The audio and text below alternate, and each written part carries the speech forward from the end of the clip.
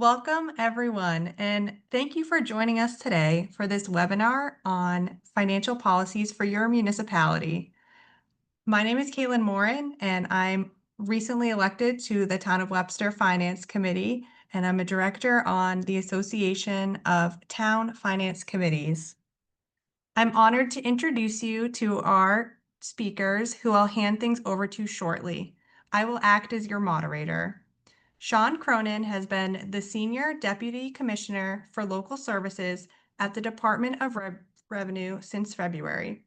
Prior to that, Sean spent 17 years working in Brookline, the last 12 as the Deputy Town Administrator. During that time, he helped develop financial policies, long-range financial forecasts, operating budgets, and capital plans. He holds a bachelor's degree in government from Wesleyan University and a master's degree in public administration from the Maxwell School at Syracuse University.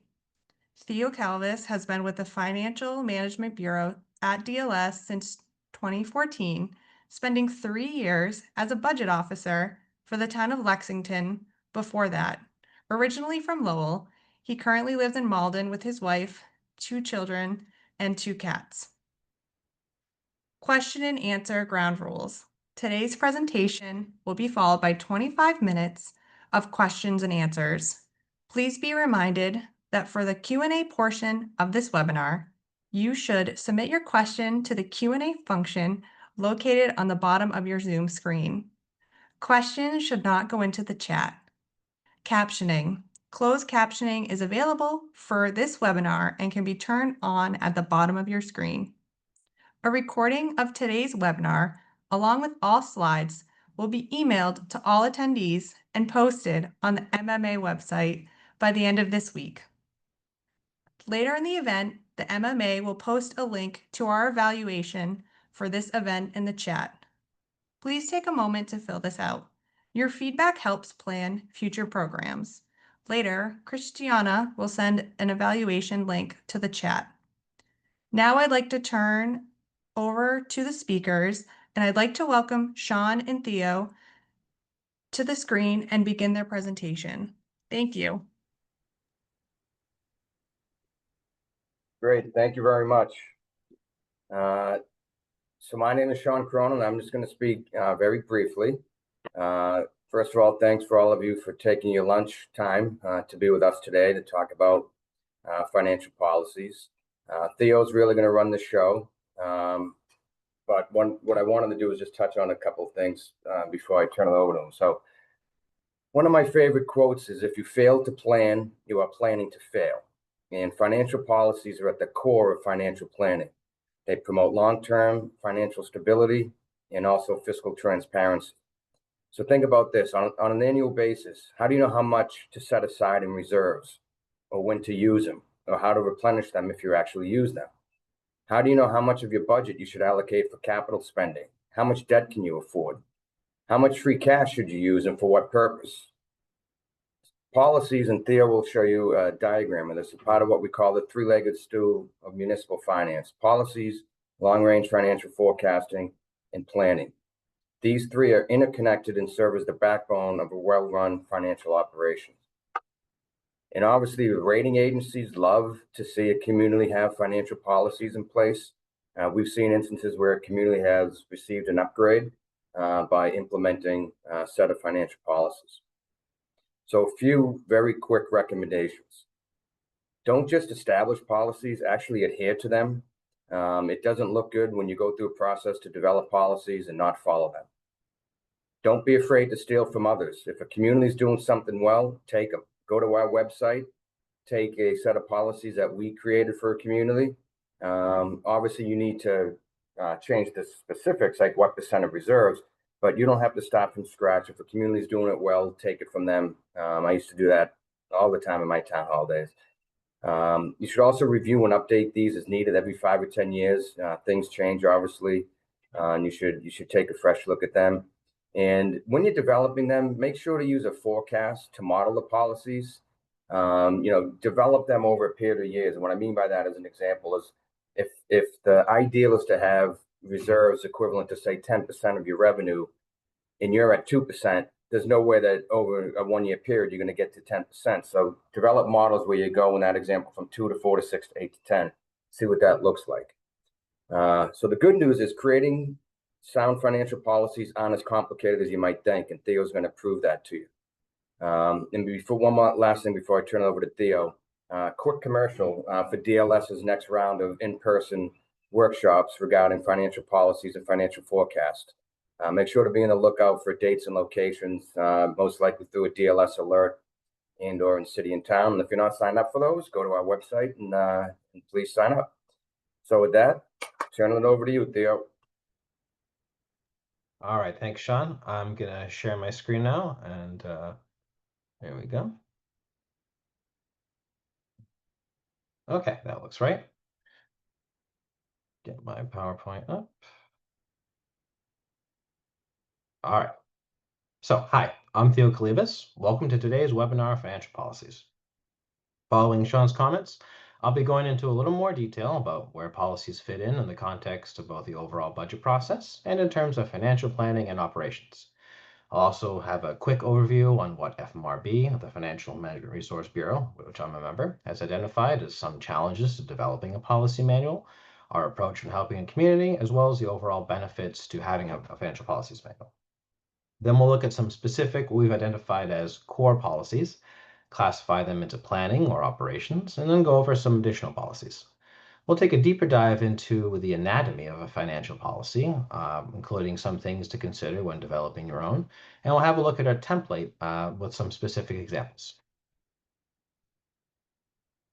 So first, we'll take a moment to establish who DLS is and where FMRB is in it. FMRB stands for the Financial Management Resource Bureau, formerly the Technical Assistance Bureau. Our mission is to provide communities with guidance and practical advice on financial management matters. We typically come at the invitation of the Board of Selectmen or Mayor or whoever the executive is, and we spend some time reviewing the community's finances and interviewing personnel to develop a set of recommendations that's usually delivered as a written report. These project areas include financial management reviews, analysis of particular management structures, a financial forecast, a capital planning study, helping you develop your budget documents, developing some financial indicators and benchmarks, and relevant to today's presentation, developing a financial policy manual. So historically, comprehensive financial policy manuals were a rarity in Massachusetts cities and towns, especially in the smaller ones. When there were policies, they may have differed greatly in form and detail and may have been outdated by the time somebody dug them up. Increasingly, however, communities are starting to come around to seeing the value of developing policies that fit their needs. Often, communities are encouraged to develop policies due to recommendations from an auditor or to have a more favorable credit rating in advance of a large borrowing. They're also something that's promoted by municipal management associations like the Government Finance Officers of America, GFOA, to promote best practice and good financial management. Since the Community Compact Cabinet program here in Mass in 2015, FMRB has produced over 40 manuals for specific communities, while other parties, third parties, consultants have produced over 35.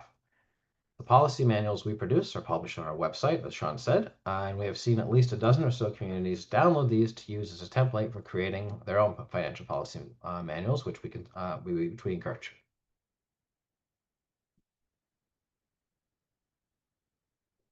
So, as Sean said, financial policies, excuse me, are one of three essential intersecting components in municipal budgeting and financial management.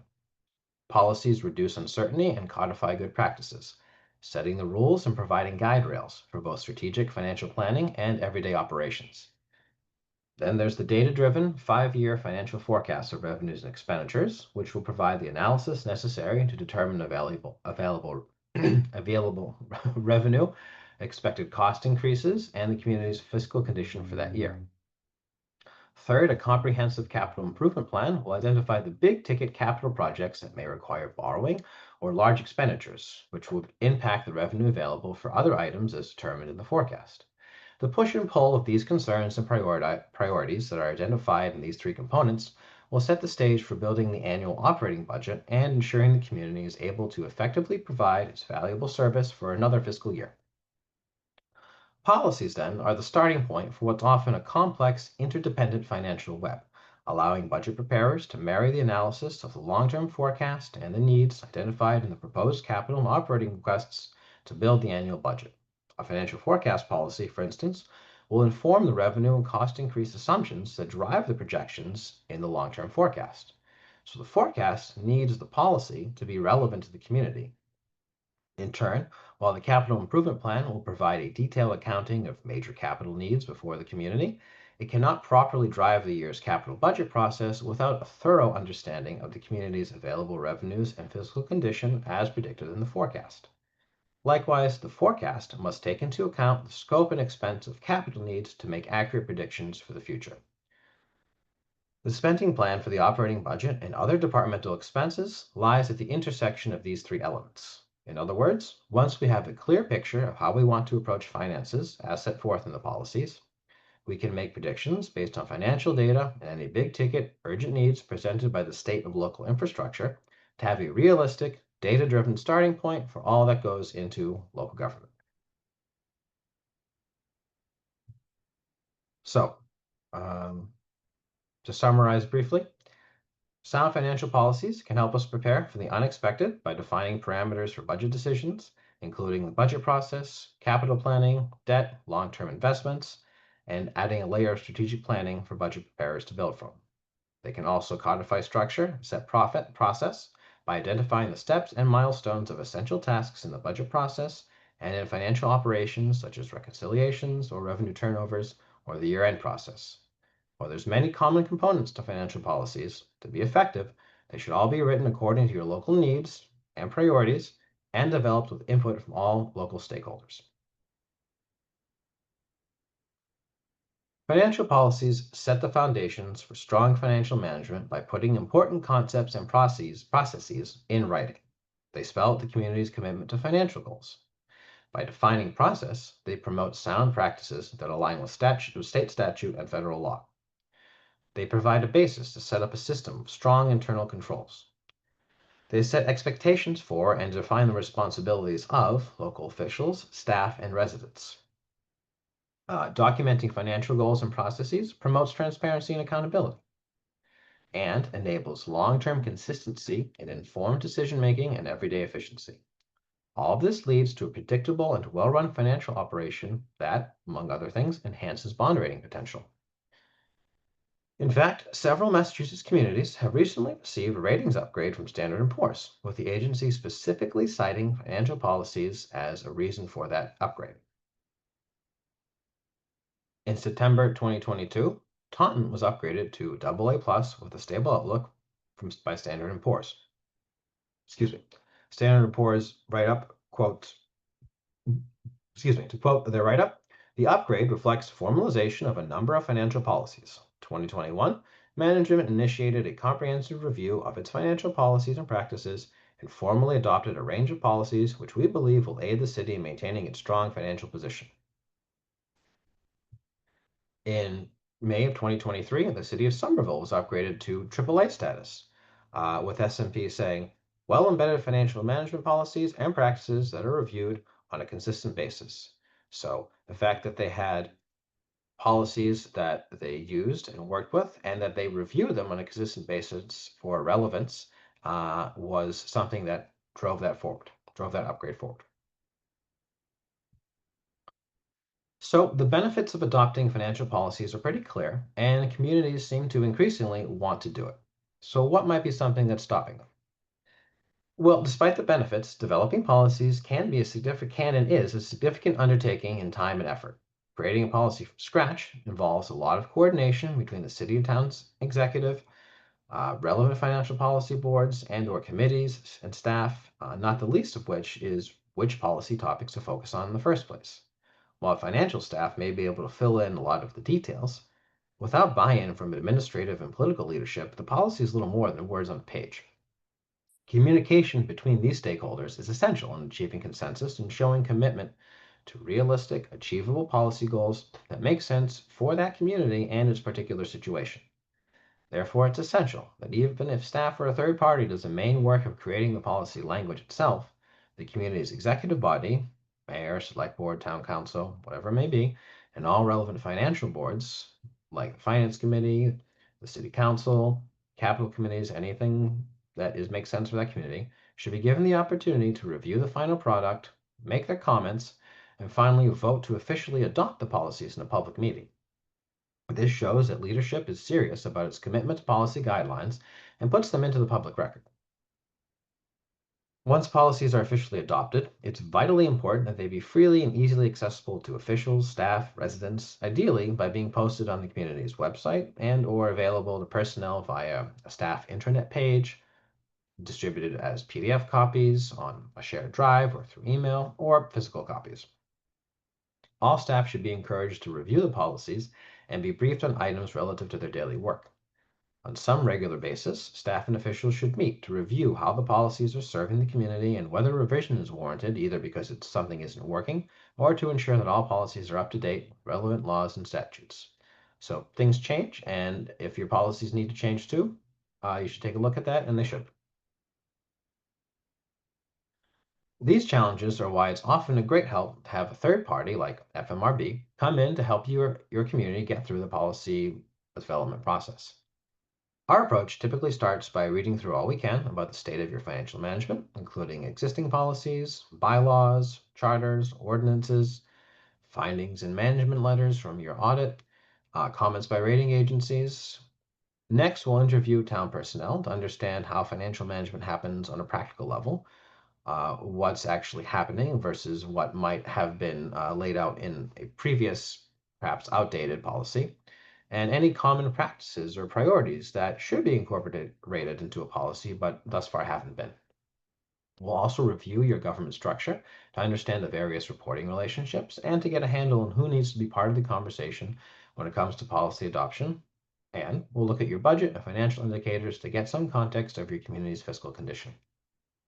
Based on this analysis, we may also provide some comparative analysis on what your peers are doing and what policies they may have, and conduct additional research as necessary. If you have a set of workable policies already, we'll attempt to incorporate them into the new manual as much as possible.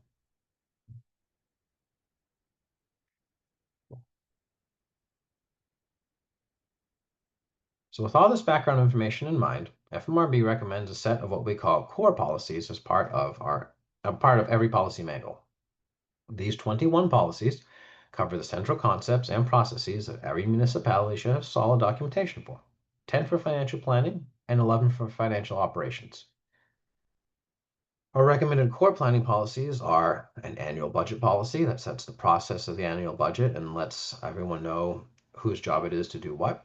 A capital planning policy that sets the capital planning process and describes what a capital project is and other matters. A debt management policy, a policy on financial reserves, a policy on forecasting, which, like I said before, will help set the stage for what the assumptions might be going into a forecast and how it works. A policy on indirect cost allocation for costs that might be incurred of the general fund from enterprise funds. An investments policy to track your town's investments. A policy on post-employment benefits, on other post-employment benefits, and an OPEB trust fund. Overlay reserve policy, and or the overlay policy, and policies on special purpose appropriations. So financial planning policies should be thought of as strategic, long-term, and general. They set the guide rails within which They set the guide rails within which financial planning takes place. For instance, a capital planning policy should lay out the community's disposition on what exactly a capital item is, how much should be spent on the capital budget on an annual basis relative to other spending, and identify some specific revenue sources for capital spending. This lets budget planners know what proposals they can submit as a capital project, what kind of funding they can expect or that might be available, and how much might be feasible in a given year based on other circumstances. It doesn't recommend specific types of capital projects, but does clarify how the community should approach capital spending in context. So while the financial planning policies can help guide and inform long-term strategic planning like budgeting, capital planning, forecasting, that still leaves the day-to-day nuts and bolts activities that support and make possible everyday government functions. These activities are best described and supported through financial operations policies that can protect from fraud, ensure proper and accurate financial accounting and reconciliation between departments, protect from conflicts of interest, and set the processes for many key recurring and essential financial tasks. With the process defined and described in detail, every staff member and/or official can appeal to the policy when simply looking to ensure their own compliance or for enforcing adherence to it when dealing with others. Having a set policy on matters such as the tax recapitulation or year-end process will also ensure tasks are completed smoothly and efficiently, since all major steps in the process will be laid out as well as the personnel involved and their specific responsibilities. Ideally, an operations policy covering a process will also take into account points of difficulty, confusion, or time sensitivity, and ensure that what may have been a moment of uncertainty can be answered by looking at the policy. So consensus and official adoption by political and administrative leaders is vital to ensure that these policies carry sufficient weight to achieve their purpose. So if you're a clerk in the accounting office faced with dealing with an invoice that has come in well after the due date and a very insistent departmental employee wants you to process it right now, when you point to the policy to tell them it's too late and they need to submit it for the next warrant, you're also appealing to the official authority of the mayor, select board, finance committee, etc. Our core operations policies are anti-fraud, disbursements, how to set up a financial management team, gifts of funds, grant management policy, procurement and conflict of interest, reconciliations policy on how reconciliation should take place, revenue turnover policy, spelling out that process, tailings policy, the tax recapitulation process, and the year-end closing process. And again, you can find all of these on our website. And now I'm just going to highlight some key points to remember that come out of 4 of our core policies. For capital planning, a common issue we've seen has been the difference between day-to-day maintenance and capital improvements from capital projects. A capital project should be defined in your policy with a minimum cost threshold, a minimum of years of useful life, or useful life added. So if a capital improvement meets the cost threshold and adds the amount of years of useful life and isn't aligned with other parts of the definition as set forth in your policy, it can be included in the capital plan and thus potentially funded with debt. However, everyday maintenance like small repairs, minor replacements, and general upkeep would not fit the definition of capital plan, and so should be included in the departmental budgets which would be in the operating budget, so not debt funded. If funding normal maintenance is a challenge, a community may also consider a special purpose stabilization fund with capital maintenance as its designated use. Financial reserves should include language governing both general fund reserves, like free cash, general stabilization or specialized stabilization funds, and the overlay reserve, or in a town, the finance committee's reserve fund, and also enterprise reserves, such as retained earnings. Our financial reserves policy best practice is to enumerate acceptable uses for a reserve, determine a funding source if applicable, and note minimum reserve levels expressed as a percentage of the annual budget. Please note that the percentage for general fund revenues will likely be considerably lower than the percentage for retained earnings due to the capital-heavy nature of the departments often governed by enterprise funds. For instance, look at the frequent pump station replacements or other infrastructure needs of water and sewer departments. An indirect cost agreement is designed to offset the general fund department's support of enterprise fund activities, which basically means the bills, invoices, payroll processed by accounting and treasury, the management oversight by city or town officials, health and liability insurance, pension funding, and other things. This should all be specifically enumerated in the policy, as well as the method for which the indirect payments will be calculated.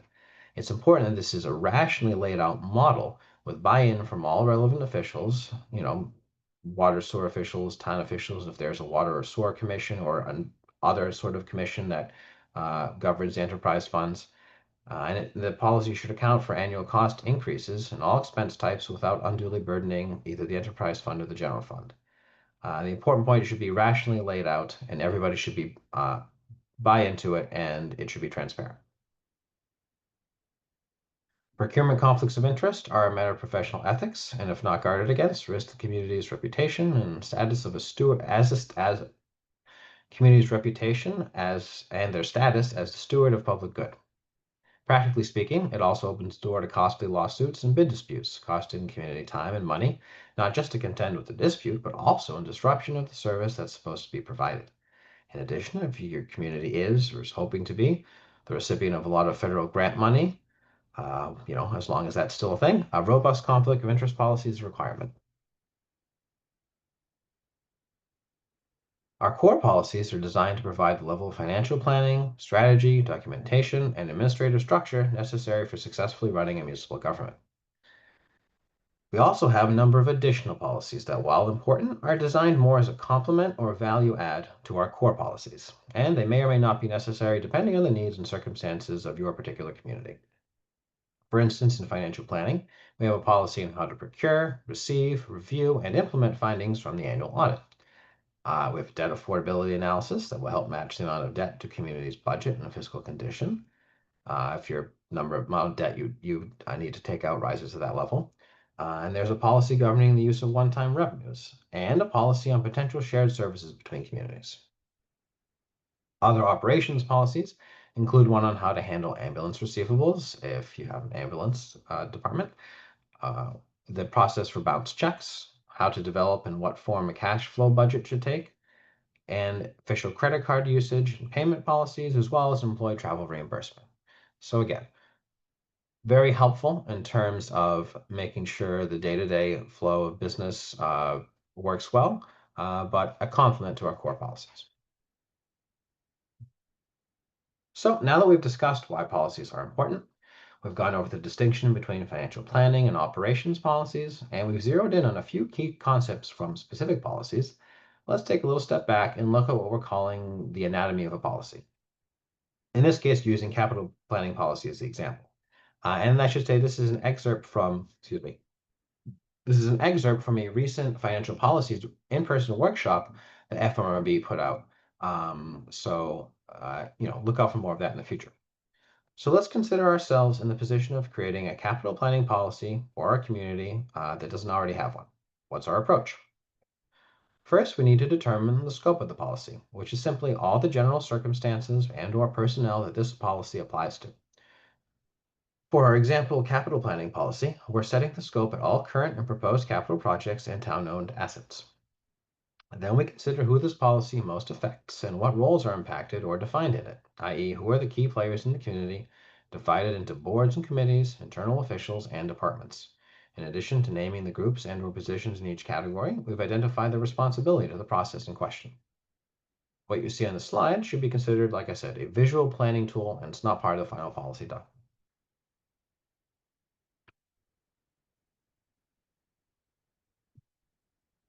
For boards and committees, we've identified the select board, finance committee, capital, in this case, this is a policy for a town, select board, finance committee, capital committee, and since this community has adopted the Community Preservation Act, the Community Preservation Committee. And we've charged them with the responsibility of developing the capital budget by reviewing, prioritizing, and making recommendations on proposed capital projects.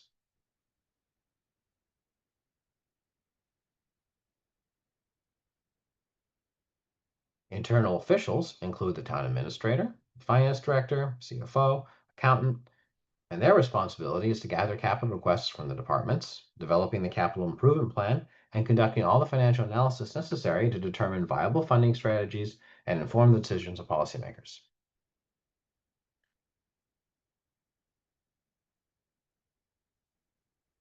Affected departments include all those responsible for oversight and/or expenditure of a capital project, and their responsibilities are to develop and submit their own capital requests.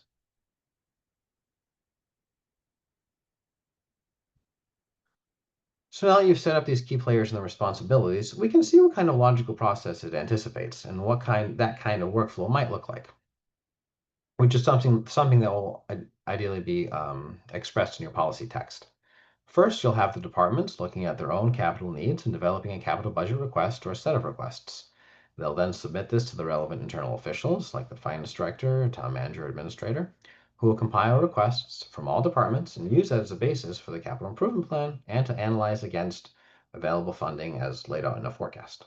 Once they've got a completed capital package, it falls to the boards and committees, like the select board, finance department, capital committee, capital preservation committee, to review and prioritize the projects as described in the CIP, and ultimately to come up with the recommendations on what to bring before the community's legislative body for a vote. In other words, the capital budget process. Now let's look at the actual text of a policy in terms of our template design. We've identified six common elements that can be combined to form a template for creating any financial policy we recommend and is in fact our template. These include the applicability and scope we reviewed in the previous slides. We've added to those an effective date for when compliance to the policy provisions must start, a purpose that describes the reason for adopting the policy and what it's designed to achieve, the text of the policy itself, which will vary in length and complexity depending on what the policy is, and importantly, a list of references that links the policy both to any relevant local bylaws or ordinances, as well as state and federal laws.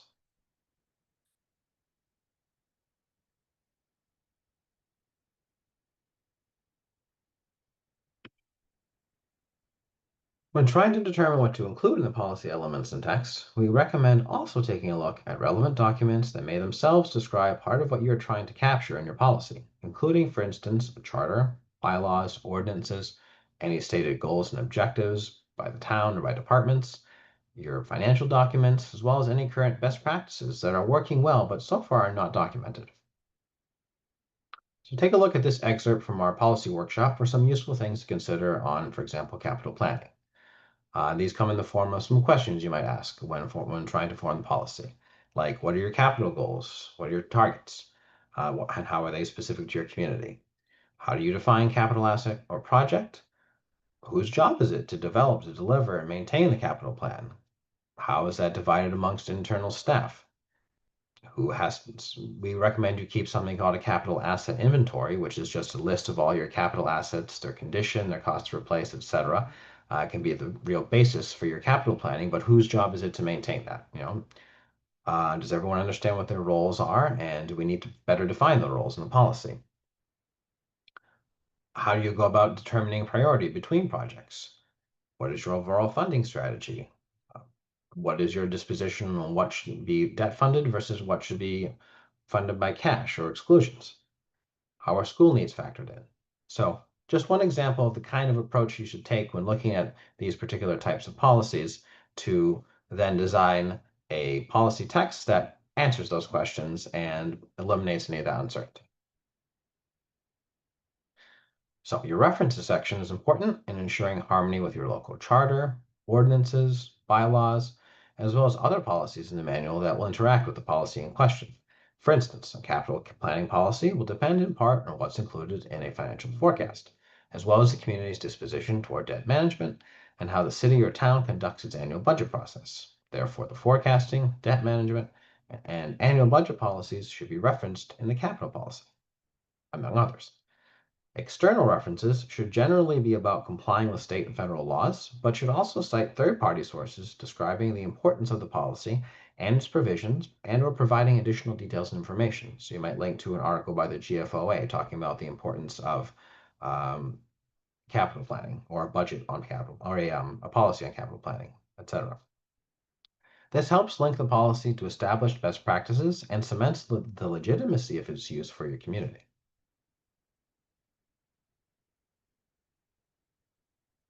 Once a policy document has been developed, finalized, and adopted by relevant boards, committees, and officials, it should be reviewed from time to time to ensure that its references are up to date, that they're still in compliance with relevant state and federal law, and to evaluate whether the policies are fulfilling their designated purposes effectively, or if instead they require revision. Are the processes you set up in the policies working? Do they need more? Do they need less? To help with this, we recommend keeping a policy log. This can simply be a Word document, a table in a Word document, or an Excel spreadsheet that lists all planning and operations policies, notes the date that they were adopted, when they were last reviewed, and the date of revision if that's applicable. This will ensure that your policy manual is a living document that changes with the times as needed and continues to provide an effective framework for local governance.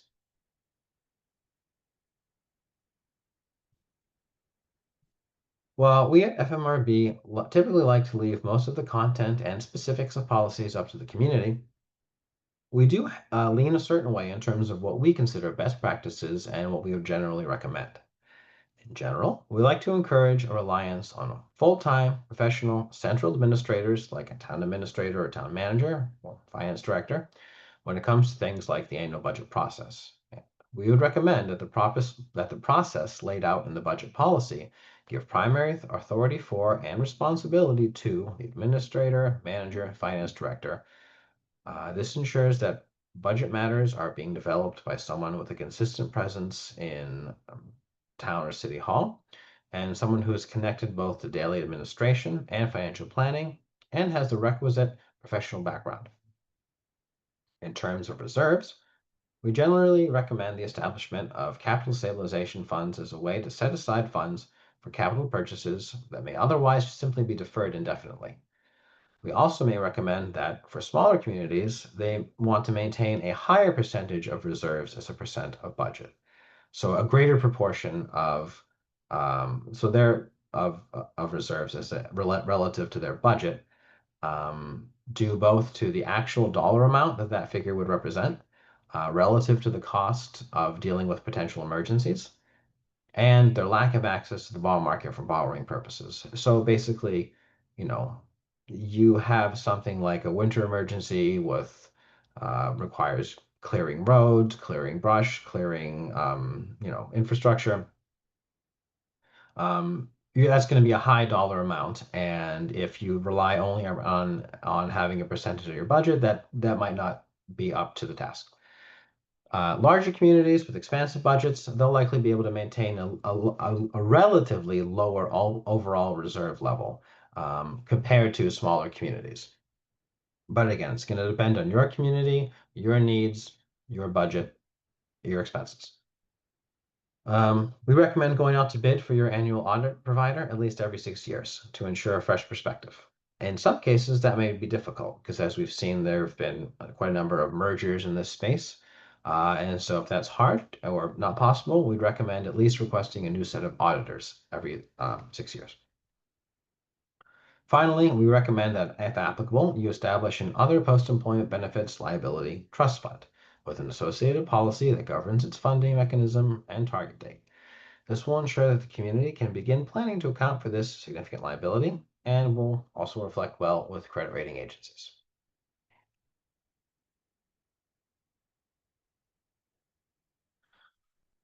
So that's about it for my prepared remarks on policies. If you'd like to take a deeper dive on any of these or many other topics, please see the links in this slide. FMRB has posted all the policy manuals we've created to date for communities, and you should absolutely feel free to download any of those and do some strategic find and replace to make it relevant to your community. We've also got some very handy analysis tools like the Community Comparison Report. And you might find useful info on the GFOA website, the UMass Collins Center, who would be happy to help you with all this for a fee, and a list of all completed Community Compact Cabinet reports in all best practice areas. Yeah.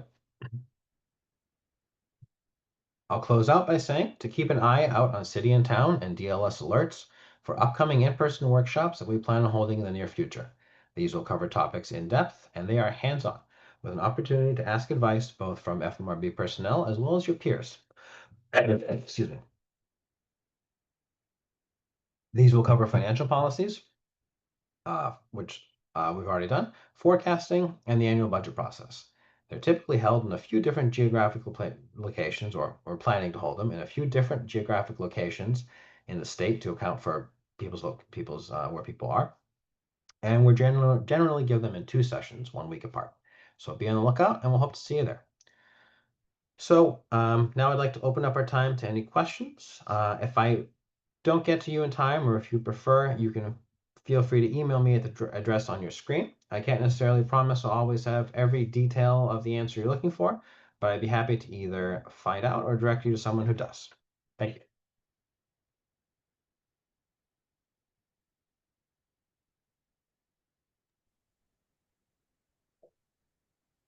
All right, so as a reminder, we do have a Q&A function located at the bottom of the screen, so we can start fielding some of those questions.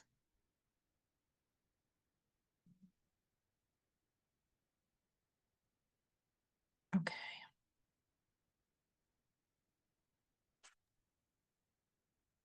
We have a question.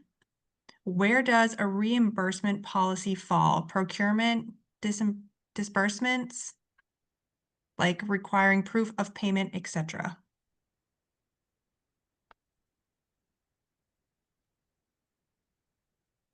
That sounds like it would probably be an operations policy. You can take a look. I can pull up our. I don't know exactly where that would fit in right now, but if you take a look at our disbursements policy, I'm sure you can see everything that fits in there. Or you could have it be its own policy.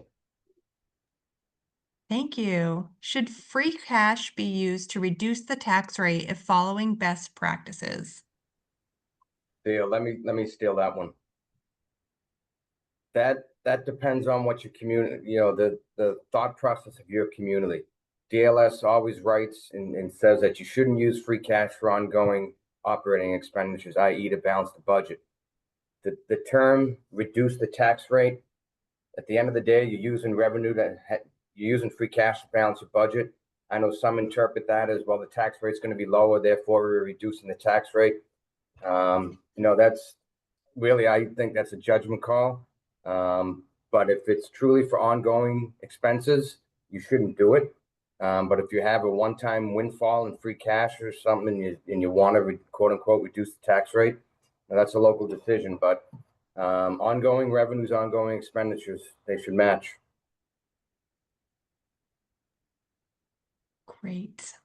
Another question that we have is there really an OPEB financial crisis coming? So much money that could be used for essential services. What would we see for potential indicators? So I'm not sure I can comment on the sort of, nature of or not of, any looming financial crisis. I would say in terms of policies that you would want to take those concerns up, see how they relate to your community and what you're going to do about them, and put them into the policy, and at least have a trust fund to start looking at the issue. Whether to continue funding it in the future, I suppose, would be a local decision, but in terms of the scope of this presentation, whatever your disposition is, we'd say put it into a policy. And I'll just add one thing, that what we see a lot of communities doing is, as their retirement system gets fully funded, the reduction in that pension line item gets moved over to the OPEB trust fund. But the question is, hey, we don't have a mandate to fund this thing. Should we be using this now? Can we be using this revenue to do something else? I mean, you can have that debate locally, but I mean, it is a unfunded liability that you have, that your auditors look at and the rating agencies look at. Thank you. We have another question regarding what are the current standards per DOR regarding free cash percentages when we are limited to 90% of prior year actuals? They have a current financial policy that states 3 to 5%. Has this changed over the past years? And then can this be higher depending on the specific community that they are from? I don't think we have any particular set in stone rule for what percentage of your annual budget your reserves should be. We generally in our policies look at having a percentage for free cash, a percentage for your general stabilization fund, and then also a combined percentage. And that is something that your community should look into locally and decide locally. I mean, one consideration that I brought up in the presentation, of course, was if you're a small community with a small budget, maybe you'd want a higher percentage of reserves relative to your budget, since your budget is not very big. and your things you would use your reserves for might use up a larger percentage of it. But that's mostly a local decision. We have, trending in the past, I think, seen something like 3 to 5% or 5 to 7% for free cash for stabilization, and maybe 7 to 10% combined. But again, we often leave those open when developing these policies for the community to decide what works best for it. And I'd just add one thing, and Theo said it right at the end. You should be looking at free cash and stabilization funds together, because some communities don't have stabilization funds. They keep it all in free cash. Some of the opposite. They'll take most of their free cash and put them into stabilization funds. So you should look at those things together. And 3 to 5% at the low end, I would argue. If you're planning this over a period of time, you should try to get it higher than that. All right, another question on the reserve balance. Does DLS have a recommendation for the overlay reserve balance? At this time, I'm not sure exactly what that may or may not be. You can certainly look through our library of policy manuals and look at I'm sorry, this is the Finance Committee Reserve Fund. Yes. Okay. Yeah, again, I think that's sort of a local policy issue. And should be considered relative to what you have in your other reserves as well. Sean, do you want to Excellent. comment? Was that the FinCom reserve or the overlay? Was it The the overlay? the overlay and as well as the FinCom reserve.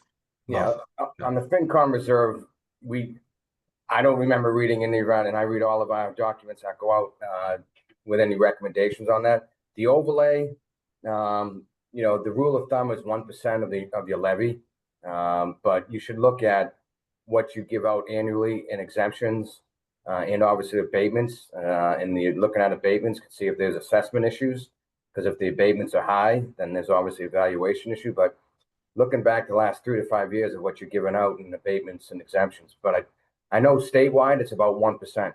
The overlay balance as a percent of the total levy for most communities about 1%.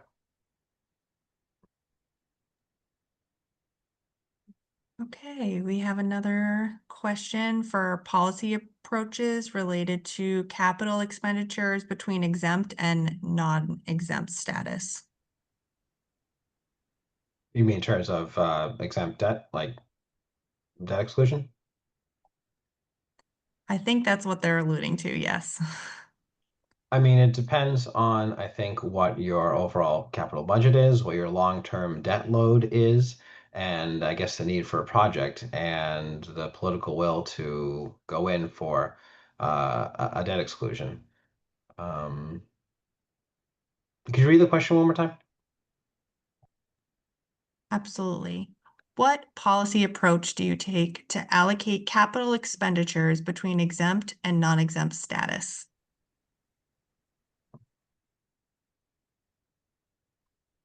Yeah, I just dovetail what Theo said. I mean, I know in some communities, any sizable capital project is done via debt exclusion. And I know other places where they don't do debt exclusions. And that goes back to some of the things Theo said about developing policies that fit your community. There's not one blanket set of recommendations that work for every single community. In my town hall days for capital, we basically said that we were going to dedicate a certain amount of revenue. It was like 6% of total revenue for capital. Capital being defined as debt service and pay as you go. Right. So we had a very strict, very formal. We showed it every year that we were complying with it. But some of the smaller communities can't do a project without a debt exclusion. So I think that's where the long-term modeling comes in. Hey, what does a $30 million project mean financed over 30 years? Well, people can't do that in their head. So you got to model that out as to what does that mean coming out of my expenditure base every single year, and can we or can't we afford that? So there's no perfect answer. I know there's another question here about overall, where is it?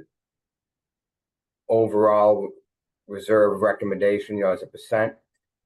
Again, you can look at Moody's, S&P, Fitch. They'll all tell you that you should have unassigned fund balance of at least 10%. Unassigned fund balance is a starting point of free cash.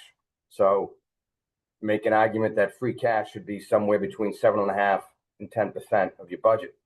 And then you got stabilization fund.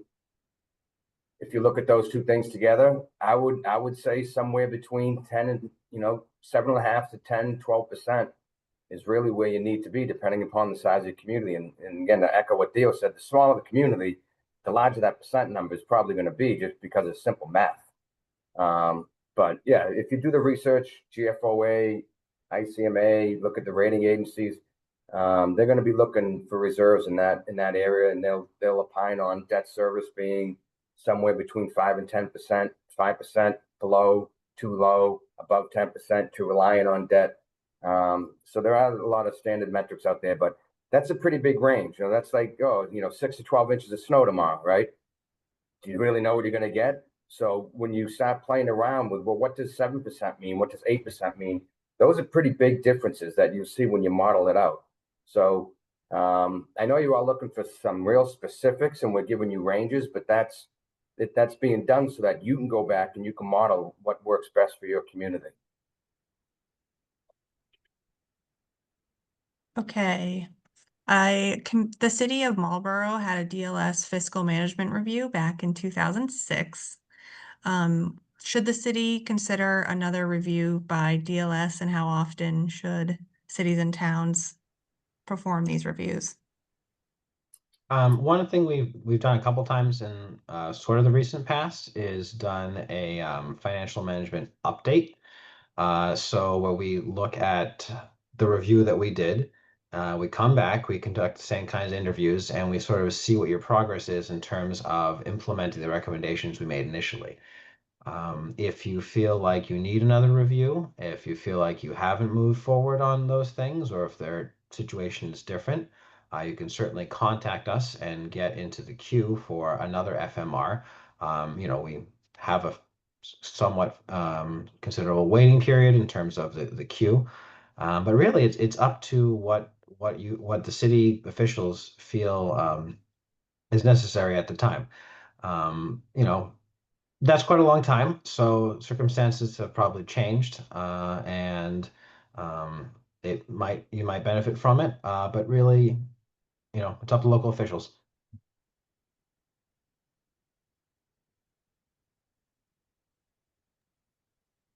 All right. Does a review help define the peer communities list? Like an FMR. Yes, exactly. Well, it somewhat depends on what the review is about. Excuse me. We might have a group of a peer comparison on a particular topic that will help sort of see where your community is in line with a particular thing. I guess if the question is about how we come up with peer communities, we try to look at things like budget per capita, equalized valuation. Um, Property values. We try to align a number of different things to say that this community looks like this community, even those communities next to this community, maybe financially they're not exactly the same. So we try to pair you up with communities that are similar financial situation to you, whether or not they're right next to you or not. And usually we'll try to do that if we come up with a peer comparison in an FMR. And our community comparison tool that is on the website, that is on the link in the second to last slide in the presentation, lets you uh, lets you set up a whole bunch of those different categories and generate a report that has peer communities. So hope that helps. Thank you. Can you please explain what the DLS office hours are? I mean, standard business office hours. Is there something in particular? Is she referring to the ask the chief with the legal thing, because I think it was a nice positive comment that she says it's a great resource. Yeah, so any local official, elected or appointed, it's 2 days a week. It's right on our website where you can go into a Zoom room and ask one of our lawyers a legal finance related question. So they're not going to talk to you about policies, but if you have a question about what does section blank of this chapter mean, they'll give you that answer. Great, thank you. Trying to figure out one. Does the annual town meeting need to adopt financial policy, or can this be done by the town administrator, manager, or finance committee? I think we typically just see the policy boards and executive adopt the financial policies because they're the ones sort of executing the administration of the government and doing the budget planning and the financial planning. So it makes sense for them to say, our financial planning will take place within the context of these guide rails and these parameters. And I suppose if town meeting wanted to vote on uh, yay or nay in the policies, no one's stopping them. But in terms of what we recommend, we generally, I think, recommend that it's those who are driving the budget development and financial management process. Sean, is that? Yeah, and obviously, I mean, if the question is more, should these be policies or bylaws or ordinances, that's a very different question. Like that, if it's in a bylaw, there's no getting out of it. And then again, another beautiful thing about policies, you can react to what's going on in the economy. So I know a couple times, back in well, specifically around 08, but then there was a few years before that where we basically paused our policies for a year, where we didn't grow how much capital we were supposed to grow it to, so that we could use those monies to stave off layoffs. Like that's the beauty of policies. If that's in a bylaw, you got to go through the whole process of amending a bylaw, get the AG review and all that type of stuff. So, that's a very different question than, should they just vote and give it their blessing? But I agree with Theo that what I see normally in my own experience has been, it's the policy, it's the bodies that adopt the policies. Yeah, I mean, looking at it as a tool for financial management and for budget development for the people who are assigned to doing that task, which is the executive. Thank you. Have you developed any financial policy with a town under 2,000 residents? And if so, what town? Um, well, like I said, you can look at our list of policies on our website. I don't have it all at the top of my head, but we do often work with towns that are quite small.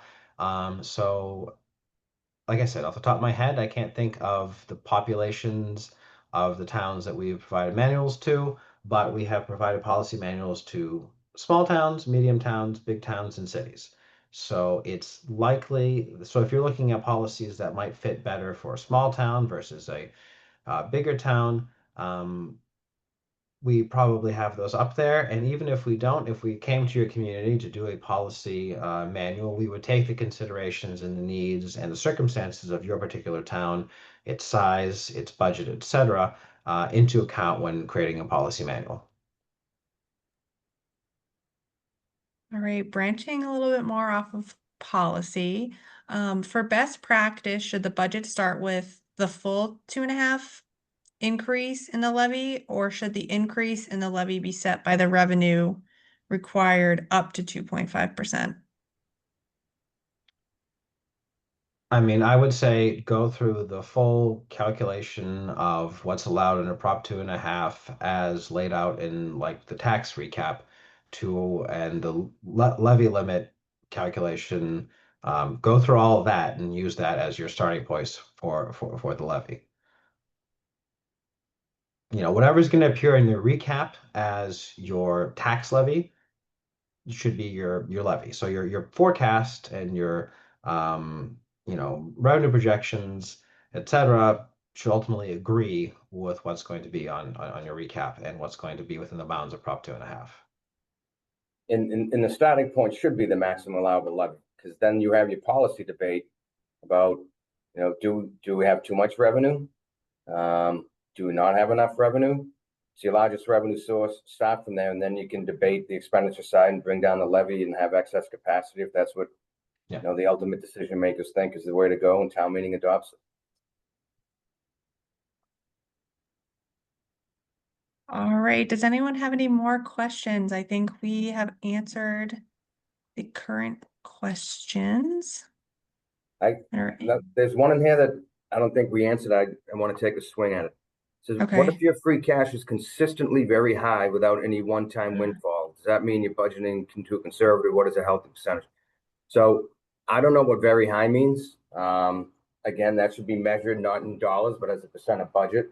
So if it is quote unquote very high, yeah, that means you are having revenues, local receipts exceeding your estimates, and your expenditures are coming under budget. That's how you generate free cash. So if it truly is a high number, then yes, you could go back and look at, are we too conservative on revenues and or expenditures? And when budgets get really tight, that's where you start looking. You should be looking at this even without policies every year. How much did we budget for this department versus how much did they spend? How much did we assume in local receipts? How much did we actually get? Like, that's a fundamental part of putting a budget together. So if it's very high, that is an indicator of you being conservative. If there truly are no one-time, like a massive building permit that came in or something like that. Okay. Is there a recommendation for target balances for stabilization accounts? And what percentage of the budget would that be? Again, it's going to be part of your reserves policy, and it's going to have to interact with how much you hold in reserve in terms of your free cash and how big your community is, what your prospective needs for the reserve are. But like Sean said, 5 to 7 to 10% for each reserve type, depending on what your needs are, and with a combined amount that is the two of those put together. So we'd love to be able to say, here is the one percentage of revenue per budget that you should use, and this will make you golden all the time forever. Unfortunately, that's not something we can do, but we can give you these sort of general ballpark ranges. If you're coming in at 1% of budget, 0.5% of budget, it's probably not enough. If you're coming in at 35% of budget, you're not using those monies to effectively, they're just sitting somewhere. So, somewhere in between 5 to 7% each, and maybe 10 to 15 or so percent combined, some combination of those. Maybe free cash is higher, maybe stabilization fund is higher.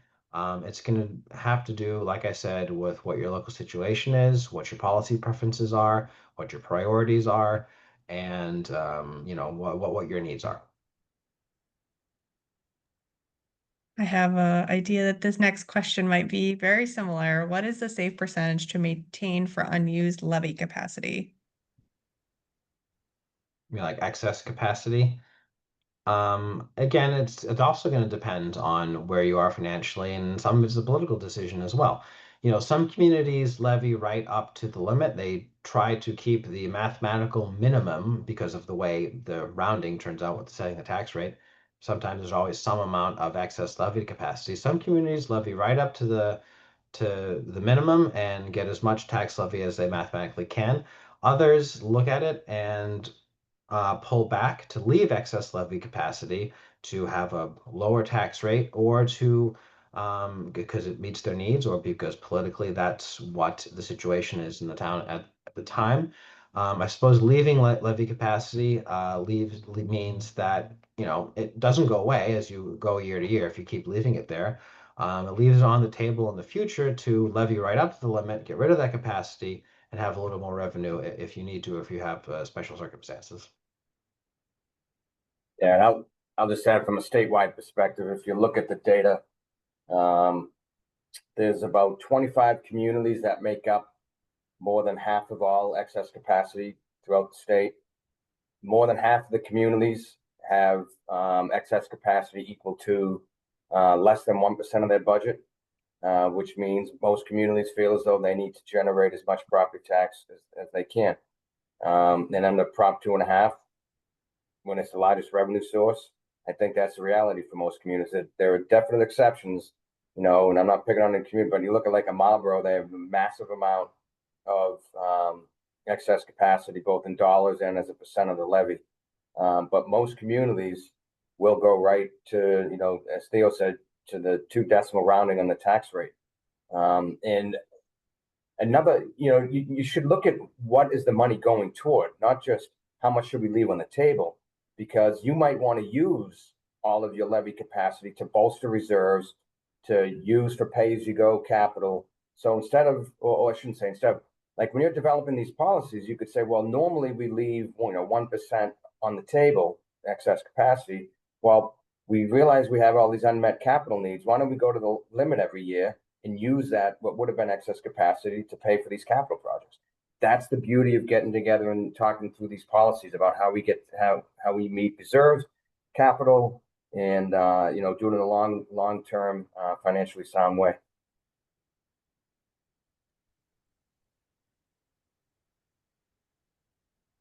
Thank you. We have another question regarding, is there a specific purchase card policy that has been created? I think that would be part of a procurement policy, or even potentially a disbursements policy. Off the top of my head, I don't know. I think we have in our additional policies a credit card policy, if in terms of a town credit card. So it might be in terms of that as well. But like I said, take a look at our policies manual library, and if you want to know more specifics, just can send me an email and I can try to look it up for you as well.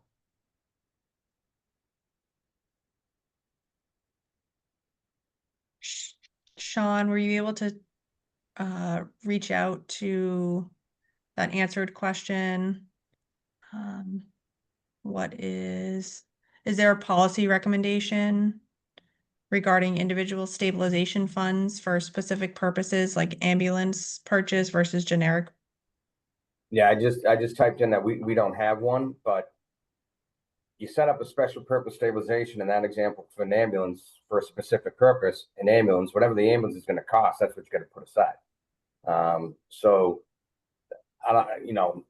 as you're developing these policies, if you know that, hey, as part of our capital plan, we need a new fire truck, we need a new ambulance, we need heavy equipment at DPW.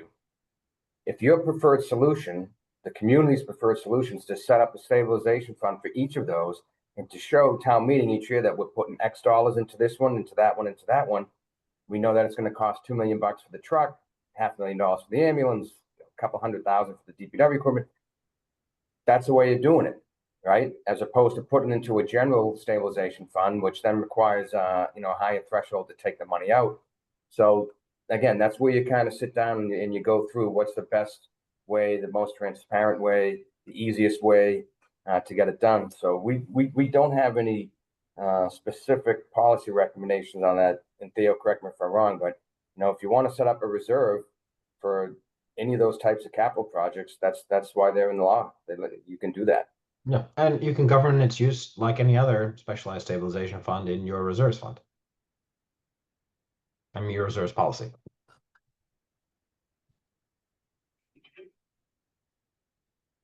What are allowable uses for the overlay reserve? And I saw that you did respond to that, Sean, but could you elaborate some more? Yeah, I'm chuckling because I'm having flashbacks to a debate when we had a citizen committee to review our policies, and somebody said, well, what's the overlay reserve? And we said, well, it's a reserve for abatements and exemptions. And they said, how come it's not on your reserve policy? And we said, well, it's not a reserve. His response was, I thought you just said it was a reserve. So it's a very, very specific reserve that is legally established by the Board of Assessors. It's not approved by town meeting, right? It gets added to the recap, but obviously you need to budget for it when you're putting your budget together. And it's for exemptions, so veterans, blind, elderly, widows, etc., those types of exemptions, and abatements. So if, I don't like the value of my home because it's 20% higher than my neighbor's and the neighbor's house is the same as mine, I'm going to the Board of Assessors and I'm challenging my value. If I win, you got to give me my money back, and that comes out of the overlay. So those are the only two real uses for it. If there's a surplus, the assessors can declare it a surplus, then it can be used for any bondable, basically capital project, or it can be declared a surplus and just be thrown into the general fund. It becomes free cash, and then you kind of recycle it through that way.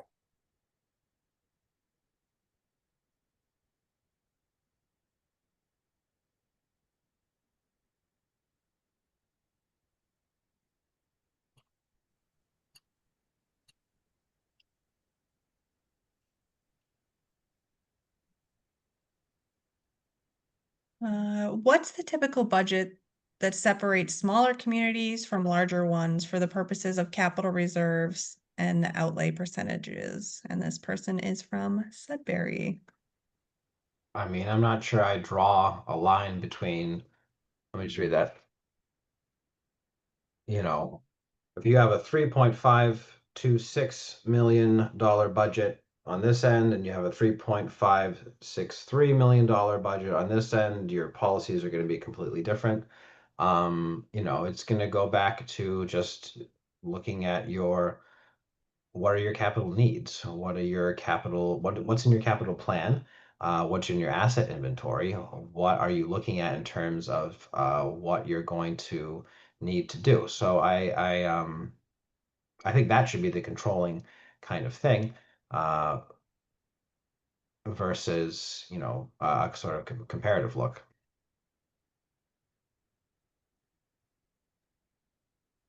Well, thank you, Theo and Sean, for answering all these questions and for a wonderful presentation.